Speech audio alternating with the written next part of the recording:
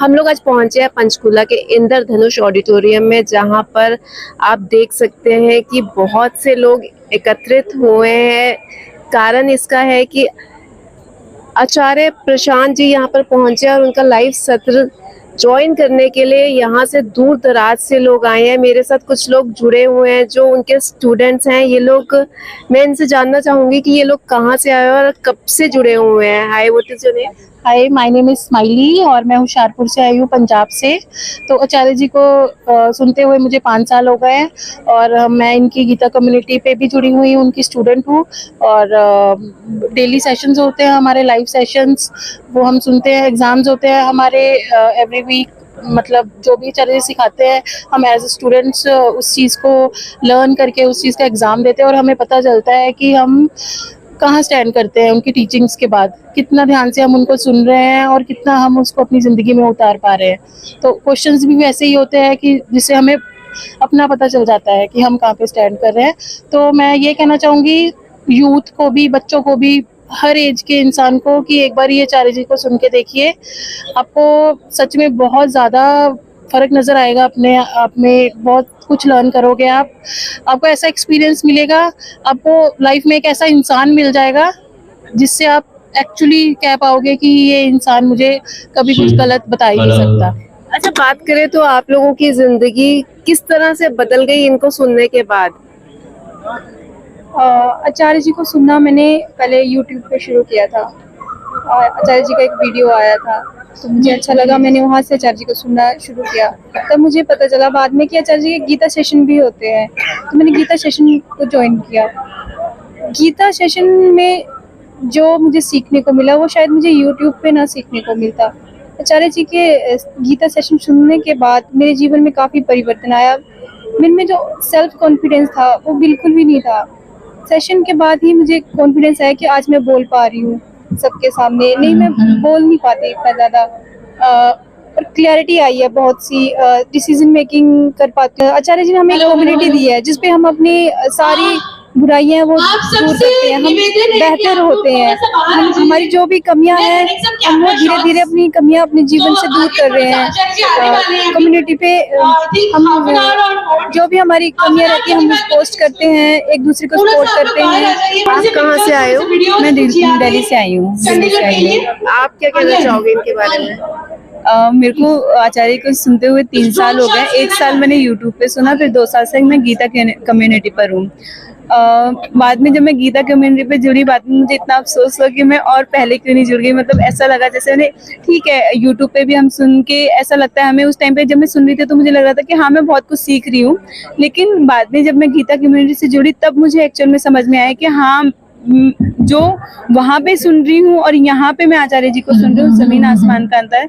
यहाँ इनसे जुड़ने के बाद में जो मेरे जीवन में जो बदलाव आया है वो सबसे ज़्यादा ये था कि मेरे जीवन में क्लियरिटी आ गई है। जैसे क्या होता है ना, देखो हमारी लाइफ में हम लोग हमेशा ये चाहते हैं कि हम अपने जीवन को समझ पाएं या भगवान को समझ पाएं या ईश्वर को समझ पाएं या कुछ भी स्पिरिचुअल थिंग की अगर मैं बात करूं, हर कोई वो चाहते हैं कि हम इन चीज़ों को समझ पाएं। लेकिन है ना, मैंने और भी लोगों को कई बार, जैसे होता है ना गुरुओं को सुनना, बहुत तरीके के गुरु हैं। तो एक होता है ना, हर किसी की जिंदगी में एक मेंटोर होता है, एक गुरु होता है। तो वो कभी भी, वो मेरी सेटिस्फेक्शन फुलफिल कभी नहीं हुई। मतलब मैंने कोशिश करी, सुना, मैंने बुक्स पढ़ी, तो लेकिन जब मैंने आचार्य जी को सुना ना, उसके बाद में एक तरीके से जैसे अगर हम पूरे दर्शन कर लें, जितने भी दर्शन है हमारे, ग्रंथ हैं, धर्म ग्रंथ है, सब कुछ, अगर हम सब कुछ भी करेंगे ना तो भी शायद हमें इतनी क्लियरिटी नहीं मिलेगी। लेकिन आचार्य जी के द्वारा जो हमें मिलने को मिल रहा है, एक तरीके से उन्होंने सब कुछ लेकर और उससे छान कर जो हम तक एक तरीके से पहुंचाया है, तो वो जो एक प्योर जो हमें बिना बहुत ज्यादा मेहनत करे मिल रहा है ना, वो हमें आचार्य जी से मिल रहा है। तो मतलब मेरे लिए तो सबसे बड़ी चीज यही है कि मतलब मैं आचार्य जी से जुड़ पाई हूँ। और धर्म को हम लोगों ने कई बार, हम बहुत विकृत अर्थ उनका निकाल लेते हैं, तो आचार्य जी से जुड़ने के बाद असली धर्म क्या होता है ना, वो मैं समझ पाई हूँ। और मेरी जिंदगी के जो मेंटोर और जो मेरे मतलब अगर गुरु हैं, तो वो अब मेरे मतलब आचार्य जी को समझ में आया है मुझे। और उसके बाद मेरे को एक्चुअल में सही और गलत क्या होता है ना, और धर्म के बारे में कि सही धर्म क्या होता है, कि हमने अभी तक जो सुने हैं धर्म, वो ऐसे लोग मतलब जो लोगों ने बोला है, जो हमने सुना है, हमने उसे समझा नहीं है कि वो है क्या एक्चुअल में। लेकिन आचार्य जी से जुड़ने के बाद में हमें समझ में आया एक्चुअल धर्म क्या है। जो अभी तक हम धर्म को समझते आ रहे थे वो धर्म है ही नहीं हमारा, सच बताऊं तो। अच्छा, अगर मैं आप लोगों से पूछूं, आप तीनों से, कि मतलब जेनजी कर रहे हैं, कहीं ना कहीं आचार्य जी बहुत खड़वा बोली बोलते हैं, बहुत स्ट्रेट फॉरवर्डली बोलते हैं, तो आपको ऐसा लगता नहीं है कि ये चीजें बहुत हर्ट कर सकती हैं लोगों को, या मतलब किस तरह से लोग इसको एक्सेप्ट करते हैं? क्योंकि बहुत ही ज्यादा तीखी सी मतलब कुछ बोल भी देते हैं, आपको टॉन्ट भी बोल सकते हैं, लेकिन आपको शायद कैसा फील होता है? आप ये जो कह रहे हो आचार्य जी ऐसे बोलते हैं, ये मुझे लगता है कि सिर्फ और सिर्फ आचार्य जी का प्यार और आचार्य जी की हमारे लिए फिक्र है, और कुछ भी नहीं है। आचार्य जी चाहे तो मीठा भी बोल सकते हैं, लेकिन जहाँ पे उनको लगता है कि हमारी गलती है वो वहीं पे हमें डांटते हैं। और मुझे तो कभी लगा ही नहीं उनकी किसी बात का, बल्कि जब वो ऐसे बोलते हैं ना, और ज्यादा लगता है कि कोई अपना बोल रहा है। मेरे को मेरी फैमिली है, मेरा बच्चा है, हस्बैंड है, सब, लेकिन मेरे को सच बताऊं तो आचार्य जी से ज्यादा मेरे को अपना कोई भी नहीं लगता। पर वो कहीं ना कहीं फीमेल्स के लिए भी तो बोलते हैं ना इस तरह से कि शादी, मतलब फीमेल्स के लिए नहीं, दोनों उसके लिए, जेंडर्स के लिए बोलते हैं कि शादी का ऐसे नहीं है, शादी बर्बादी। अभी मैं सुन रही थी, वो बोल रहे थे कि मदर्स को तुमने क्या से क्या बना दिया है, वो अपना कुछ कर नहीं पाए सिर्फ खाने के लिए। इस तरह से कुछ अजीब सा नहीं लगता? और पेरेंट्स का क्या रिएक्शन होता है? देखो, अगर आप ध्यान से उनकी बात को समझोगे और उस बात की तह तक जाने की कोशिश करोगे, तो अगर आप सच्चे इंसान हो ना, अगर आप अच्छे इंसान हो, मैं तो ये कहूंगी, और उनकी बात को ध्यान से सुनोगे, आपको नहीं लगेगा बुरा। ये सब चीजें, हम भी तो हाउसवाइफ, मैं भी हाउसवाइफ हूँ, शादी से पहले मैं भी वर्किंग थी और मैं हाउस वाइफ बन गई। उसके बाद मैंने आचार्य जी को सुनना शुरू किया, तो मुझे नजर आया कि मैंने अपनी जिंदगी में क्या गलती की है। और बिल्कुल सही बोलते हैं वो कि मतलब वुमेन हो, मैन हो, किसी की भी पूरी जिंदगी रसोई में नहीं बीतनी चाहिए। हम रसोई में बिताने के लिए जिंदगी यहाँ पे नहीं आए हैं इस दुनिया में। लेकिन कितने मेल इसको समझते हैं? जो आचार्य जी के साथ जुड़े हुए हैं वो तो समझते हैं, ये मैं श्योरिटी से के साथ कह सकती हूँ।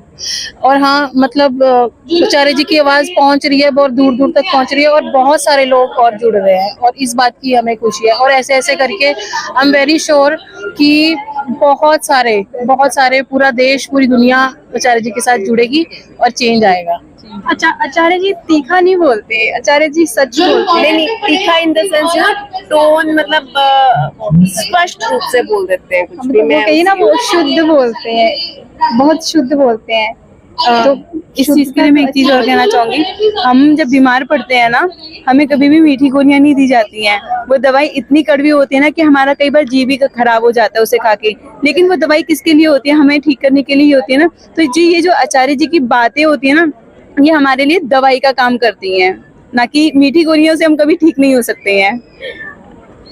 किसी के लिए आचार्य जी की बातें दवाई का काम करती है, मीठी गोली नहीं हो सकती। किसी को तीखापन भी लग सकता है, बट आप जुड़े रहिए, देखते हैं कि अंदर सेशन में आचार्य जी इन लोगों को क्या बताते हैं। आप जुड़े रहिए, हमारे साथ देखते रहिए। Please like, share and subscribe Chandigarh news world.